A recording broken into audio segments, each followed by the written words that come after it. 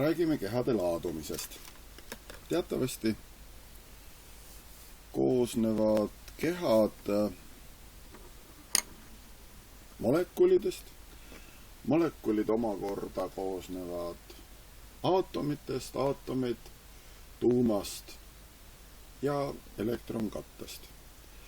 Tuumas on positiivse laenguga prootonid ja elektrilaenguta neutronid. Viimased, tõsi küll, kehade laadumise juures olulist tähtsust ei oma. Elektronkattes, nagu nimigi ütleb, on elektronid. Teatavasti on prootoni positiivset liiki laeng ja elektroni negatiivset liiki laeng võrdsed. Mõlemad on siis väikseimad looduses esinevad vastavat liiki laengud ja elementaarlaengu suurus on siis 1,6 korda 10 astmes -19 kulonit. Aatomis on prootoneid ja elektrone ühepalju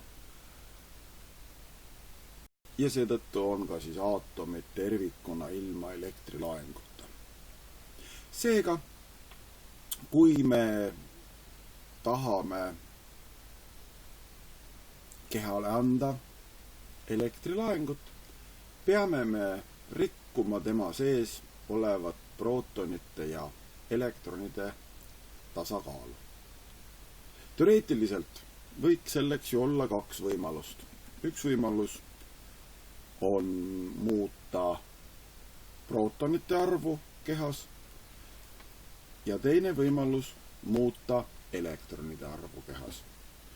Praktikas realiseerub siiski ainult see võimalus, kus me saame opereerida elektronide arvuga, ehk siis me saame kehasse elektrone juurde panna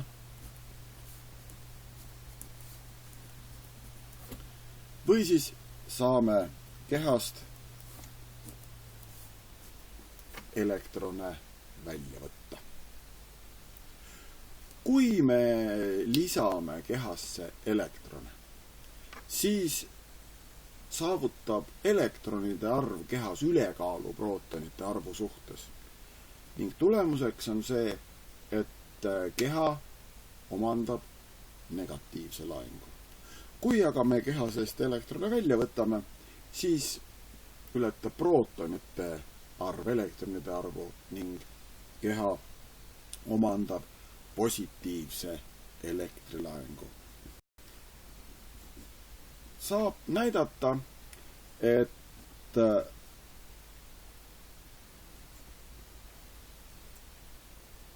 keha poolt omandatav elektrilaeng sõltub siis sellest, kui mitu elektroni me kehasse juurde paneme või ära võtame. Kui me lisame elektrone, siis on see rikutud tasakaal positiivne ja kui me võtame, siis on rikutud tasakaal negatiivne. Nii et see N siin tähistab siis seda, kui palju on prootoneid või elektrone kehas rohkem.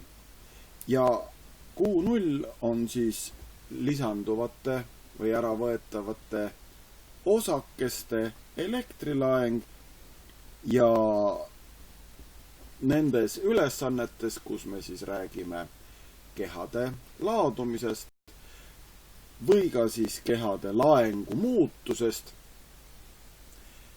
peame me selle osakese laengu võtma võrdseks elektroni laenguga ehk siis negatiivse elementaarlaenguga.